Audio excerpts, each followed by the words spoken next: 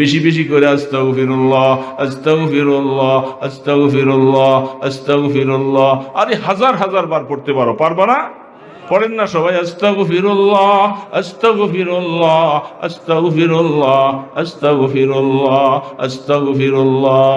হে খোদার বান্দা, বেশি বেশি করে পড়বা, গুনাহ মাফ হয়ে যাবে, গুনাহ মাফ হয়ে যাবে। আর লা হাওলা ওয়ালা কুওয়াতা ইল্লা বিল্লাহ, এটা আলাদা ভিন্ন আমল। যে কোনো সমস্যা, হাদিসের মধ্যে আছেন কানজুম মিন কুনুজিল জান্নাহ, আমার জান্নাতের যত খাজানা সমূহ আছে সমস্ত খাজানা থেকে একটা খাজানা হইল লা হাওলা ওয়ালা কুওয়াতা ইল্লা বিল্লাহ। এটা আমি আমার নবীকে দান করেছি।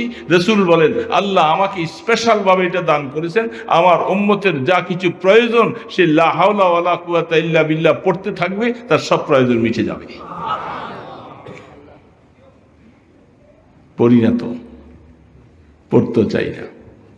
এই জন্য এটা ইস্তিগফার ছাড়া লা হাওলা ওয়ালা কুওয়াতা ইল্লা বিল্লাহ, লা হাওলা ওয়ালা কুওয়াতা ইল্লা বিল্লাহ, লা হাওলা ওয়ালা কুওয়াতা ইল্লা বিল্লাহ বসে বসে পড়া যায় না অনেকবার?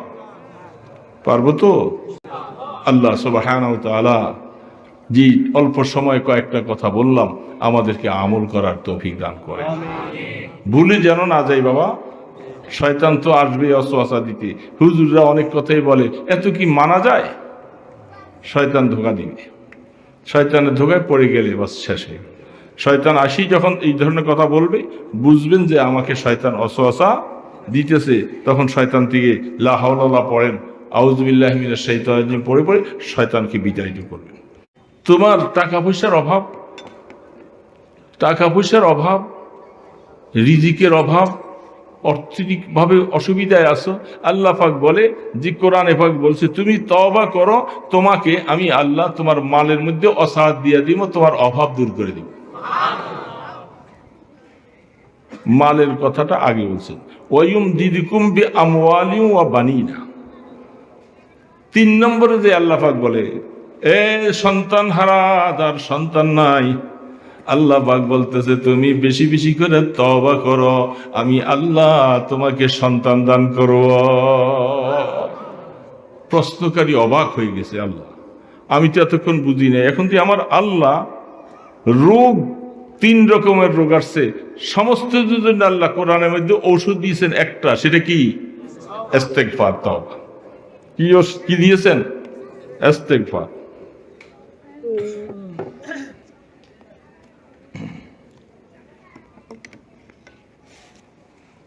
একটা জিনিস সুন্দর বুঝে নেন, কোরআন এত সুন্দর, আপনি বললে আপনি অবাক হয়ে যাবেন। আল্লাহর কোরআন যে কত সুন্দর। আল্লাহ পাক এখানে বলছেন ওয়ায়ুমদিদকুম বিআমওয়ালিন ওয়া বানিনা, তুমি তওবা করবা, আমি আল্লাহ তোমাকে দিব কি? তোমার মালের মধ্যে বরকত দিব।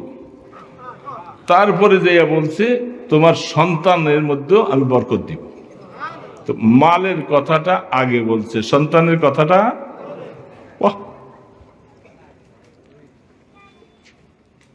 সন্তান দিবে, মাল দেয় নাই, খাবে কি?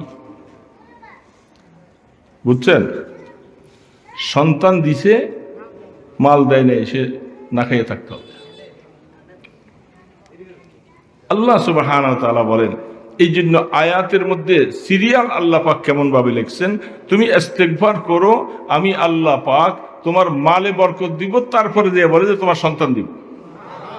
তার মানে সন্তান হওয়ার আগে আল্লাহ মালের ব্যবস্থা করে। হযরতে আনাস রাদিয়াল্লাহু তাআলা আনহু